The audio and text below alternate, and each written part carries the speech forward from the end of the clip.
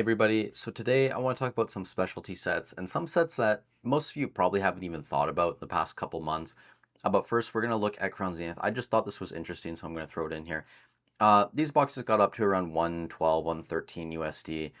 They've come back down a bit, which I thought was unusual. And then I went into sales, and on February 21st, so a couple days ago, someone dumped a lot of boxes at $89 USD, about 20 or so. So I thought that was interesting that I brought it down a bit. But you can see most recent sales, almost all of them are over $110. You have a couple lower ones here, but I imagine this box is going to continue to push towards 120 over the next couple weeks. And nothing too crazy happening to the cards either. These are staying pretty normal. It's good to see that like the Deoxys, the Darkrai, Suicune, Entei, Raikou, a lot of these cards are holding in that 40, 30, $40 range. So that's definitely good to see. But the first set that I really want to talk about is Pokemon Go, right? So everyone knew Pokemon Go was a pretty bad set in Sword and Shield. A lot of people didn't buy it. Some people did buy it. So props to the people that, bought this at a low price. Pokemon Go is up 70.6%. The regular ETB is up 70.6% over the past 3 months. That's pretty much the same as the Crown Zenith ETB is right now. So Pokemon Go is seeing some gains, and some of the top cards in the set are actually seeing the best gains, the Mewtwo specifically. So when we look at the Mewtwo V, the alternate art, this card's up 180.75% over the past 3 months, now sitting over $50. I really like this card. It might look like a little bit cartoony in my mind, and again, I'm not a huge fan of the Pokemon Go stamp, but again, for the time, like it's still a really cool card. The Mewtwo V-Star, the gold one, is also up 122.25%, sitting around 30-ish dollars, 28, $30. The rainbow one hasn't moved as much. I think this is up about 20%. It wasn't really worth talking about. Outside that, you have the Radiant Charizard, you have a Rainbow Dragonite, a couple other cards, the Bidoof, the Ditto card, and then a few other rainbows, but again, nothing too crazy in Pokemon Go. But it is good to see that the top card, the Mewtwo, probably part of this is in response to the Glory of Team Rocket that's going to be coming in April. These cards are starting to move up a bit, and subsequently, the sealed box is moving up as well. Another set that people don't really like is Shining Fates, and this is up to about $72 USD now, up 44.63% over the past 3 months. And again, like consistent sales in that 70, 75-ish dollar range, couple lower ones as of today, but still, like this box is slowly moving up over time. The Charizard in the set obviously is the big boy, up to $118. Outside that, you really don't have too much, but it's good to see that the top chase card. And again, guys, like this is just testament to if you hold sealed product, if you diversify into everything, like maybe you don't want to pick and choose, which again, like I'm trying to move away from picking and choosing, at least initially. I still think long term it's the better thing to do. Like for example, if you were in Crown Zenith compared to Shining Fates over the past 3 months, you've done better, especially considering Crown Zenith, the ETBs are worth a lot more. But out the gate, like sure, even if you buy a little bit of everything and you hold on to it, you're still making good plays over time. Like it just takes a few years for some of these sets to start moving, but they do eventually move. And speaking of a set that's a few years old, Hidden Fates, this one is finally starting to move again as well.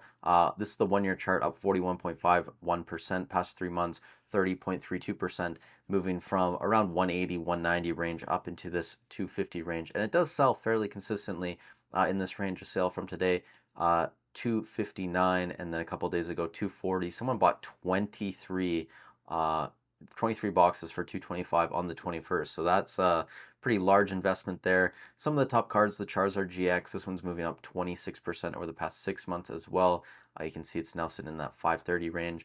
The Umbreon GX, same sort of thing, up to over $200, around $220 at this point. And before we talk about the last set in this video, I just want to jump in here and say if you guys are getting some value out of it, 59.9% of you guys aren't subscribed to the channel. So if you are learning something, you're getting some enjoyment out of it, I'd really appreciate it if you could subscribe. And again, shout out to the 40.1% of you who are already there. I appreciate you guys. So moving into Prismatic, and again, we've talked about Prismatic a lot, but there are a couple interesting things happening. The first off, and I kind of want to keep up with this fairly consistently, at least for the short term, because it's important before we get a reprint to kind of see where this box is going.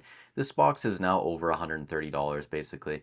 You do have some lower sales today, which I thought was interesting here at $120.01, so maybe someone's dumping a couple boxes. But before then today, 134, 135, 135, 135, 133. So consistently, it's now over $130, actually moving closer towards $140. As you can see up here, $149.99 plus $13 shipping. So this box is rapidly approaching that 140 price point. It's soon to be 150. And again, like if this gets the Scarlet and Violet 151 treatment and we don't get more ETBs, like this is just going to go insane. The PCTB is like already pushing, I think, $300. Like I could be wrong. I know in Canada it's like 450 Canadian, 460 Canadian at this point. So just wild. It is interesting to see too that that EV hasn't passed the Snorlax yet. I imagine that that EV promo, the stamped PC version one, will be more expensive than the Snorlax eventually. That's just my opinion. I think EV's probably a bit more of a popular Pokemon, and again, like I think the artwork's great. Outside that, a lot of the cards are making some interesting plays as well. The Umbreon's doing its thing up top here, still around $1,600. The other evolutions like Sylveon, Espeon, Flareon, these are much more interesting to me right now. So you can see that the Sylveon's now under $500 on TCG Player. The Espeon's sitting around 420. But again, guys, if we go in and we look at sales data, the most recent sales for the Sylveon, $400, $425, and $403. Before then, $425. There was one up here at $458 on the 19th. But this card, most recent sales are coming down, whereas the Espeon most recent sales are actually going up. So we see 450, 450, and one yesterday at 412.43. But before then, again, still around that 440 price point. So I would not be surprised within the next week or 2 weeks if these two cards here flip-flop and Espeon becomes the second most expensive card in Prismatic Evolutions. Outside of that, the Flareon is still above the Leafeon just by a little bit. The Glaceon's still over $300. The Vaporeon slightly under $300. Same thing with the Jolteon sitting in that 280-ish range.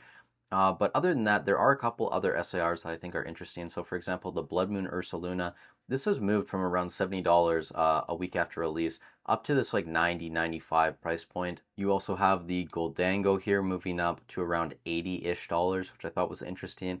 The Raging Bolt is in that 130-ish range now as well, with sales even up to around 140, some up as high as 160, and that was from like 4 days ago.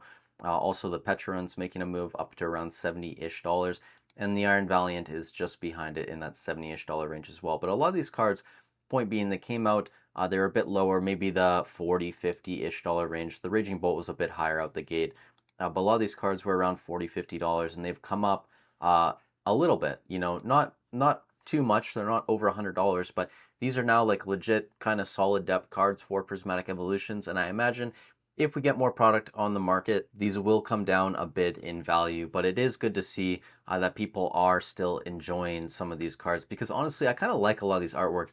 The Goldango, you know, I don't like the color scheme of it, but the artwork is still interesting to me. I like the Blood Moon Ursaluna. I actually prefer this card more than the one in Twilight Masquerade, even though the artwork in the Twilight one is maybe like a bit more interesting. This one's a bit more basic, but I really like the colors of it.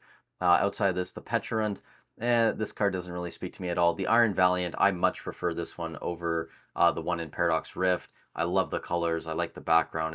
It's fairly simple looking, but again, like the colors just make it pop so much. It's a really nice artwork. But that's gonna be it for the video, guys. You know, the big thing is that Pokemon Go, the ETVs are up over 70% the past 3 months. The Mewtwo V alternate art is up 180, 181%. The Mewtwo V-Star, the gold one, is up over 100% as well the past few months. And this is good to see. I mean, it's nice to see Pokemon Go for people that own some of this to finally have it start to move. And I'm sure some people at this point are probably going to offload a lot of their Pokemon Go. And honestly, I wouldn't blame you, especially if you can get close to $65, $70 for an ETB if you bought them at 20, 30 bucks. I mean, that's a pretty solid return over a couple of years. So you guys let me know in the comments down below if you own any Pokemon Go. Again, like I try to avoid these bad sets. I got rid of my Shining Fates just because I thought it wasn't that good either. And yeah, I mean, you know, if you held on to these, maybe it's a good time to offload some of them. But thank you guys so much for watching the video. Stay safe wherever you are in the world, and I'll catch you in the next one.